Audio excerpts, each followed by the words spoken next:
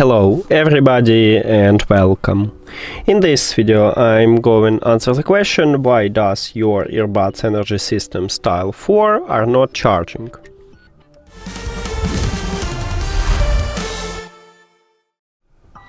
Firstly, I recommend you to check if you have the foil at the charging contacts. So the back side of each earbud we have, sorry, not the back side, but just on the front side, we have two golden dots at the left and right earbud. This one is charging contacts, so check if you have the foil at the charging contacts. Also, you can check it at the charging case. Right here we have charging contacts.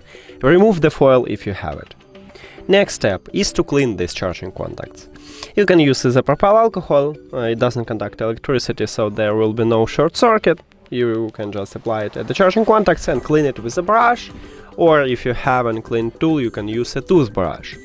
By the way, at this channel we have video how to clean these earbuds, so if you don't know how to do this, you can check that video.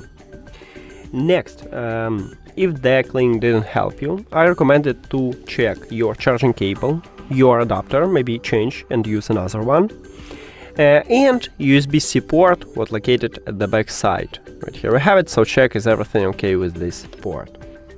That's it.